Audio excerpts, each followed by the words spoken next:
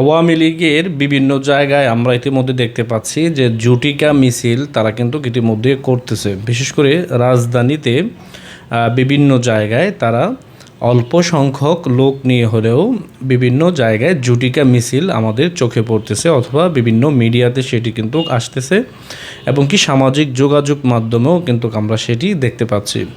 আপাতত দৃষ্টিতে আমরা বলতে পারি যে দীর্ঘ 8 মাসের ভিতরে 8-9 মাস অতিবাহিত হয়ে গেল, বাংলাদেশ আওয়ামী লীগ তাদের মাঠের যে রাজনীতি সেটা একদম নাই বললেই চলে।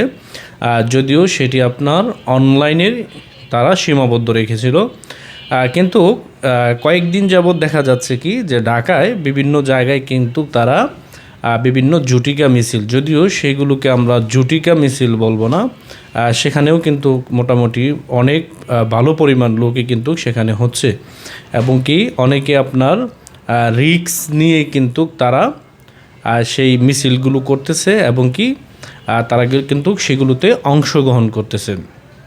বিশেষ করে এখানে একটি তথ্য আজকে আমরা যতটুকু শুনতে পেরেছি যে আপনার রামপুরাতে আপনার একটি ঝুটিকা মিছিল হয়েছে, সেখানেও মোটামুটি ভালো মানুষই কিন্তু কর্মী সমর্থক সেখানে দেখা গিয়েছে।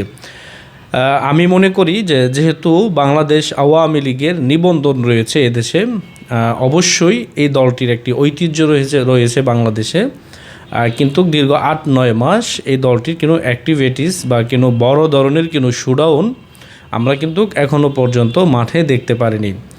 যদিও বলা হচ্ছে যে মাঠের রাজনীতিতে তারা ফিরে আসবে বা আওয়ামী লীগের কর্মী সমর্থকরা ফিরে আসবে, কিন্তু এখনও কিন্তু আমরা সেগুলো ভালোভাবে দেখতেছি না। এখন অনেকে আবার এটাও বলতেছে যে এগুলো আপনার সঠিক নেতৃত্বের অভাব, কারণ যেহেতু আপনার কেন্দ্রীয় আওয়ামী লীগের অনেক নেতারাই কিন্তু ইতিমধ্যে দেশ ছাড়া এবং কি বাংলাদেশে নাই।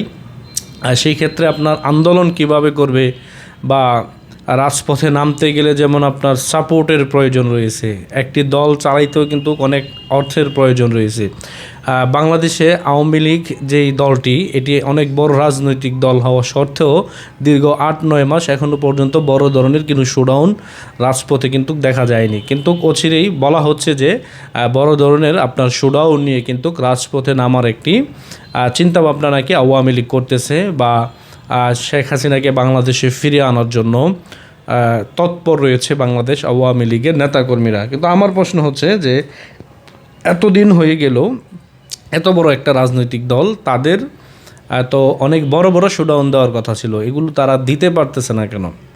না দেওয়ার পিছনে অনেকটাই কারণ রয়েছে, কারণ অনেক নেতারা ইতিমধ্যে দেশের বাইরে, কিন্তু তারা কর্মীদের যে খোঁজ খবর, কারণ অনেকে একদম মানে একবার নিস্তব্ধ হয়ে বসে আছে, মানে একদম নীরবতা পালন করতেছে এরকম একটা অবস্থার মতন, কারণ অনেকেরই মান অভিমান ক্ষোভ এগুলো রয়েছে যে তারা কর্মীদের কোনো খোঁজ খবর এখন পর্যন্ত নিচ্ছে না এবং কি অনেক কর্মীরা মানবেতর জীবনযাপন করতেছে, তাদের কোনো আপনার সাপোর্ট তারা কেন পায়নি নেতাদের কাছ থেকে, এরকমটাও কিন্তু অনেকে আপনার বলতেছে। তো এই জন্য বলবো যে সর্বপ্রথম কর্মীদেরকে বাঁচিয়ে রাখতে হবে। যদি আপনি কর্মী বাঁচিয়ে রাখেন তাহলেই কিন্তু আপনি মাঠের রাজনীতি করতে পারবেন। মাঠের রাজনীতি করতে গেলে কিন্তু কর্মীর প্রয়োজন রয়েছে, কর্মীর কিন্তু প্রয়োজন রয়েছে। এজন্য বলবো যে কর্মীদের কিন্তু মূল্যায়ন দিতে হবে। যারা আওয়ামী লীগ করেন, যারা আওয়ামী লীগের নেতা রয়েছেন, আপনাদের জন্য কিন্তু এগুলো দৃষ্টান্ত, কারণ আপনারা যদি এগুলো না করেন তাহলে আগামীতে কর্মীও মানে খুঁজে পাবেন না রাজপথের জন্য। তা আশা করি আগামীতে যে মিছিল মিটিংগুলো হবে আপনারা লোক সমাগম বাড়াবেন এবং কি আপনারা কর্মীদের পাশে থাকবেন, কারণ আওয়ামী লীগ অনেক বড় রাজনৈতিক সংগঠন, এই দলে এখন সৎ মানুষের প্রয়োজন। মিছিল মিটিং করতেই পারেন যেহেতু বাংলাদেশে নিবন্ধন রয়েছে, কিন্তু সৎ মানুষের কিন্তু প্রয়োজন এই আওয়ামী লীগের নেতৃত্বে আমি মনে করি। ভালো থাকবেন, আসসালামু আলাইকুম।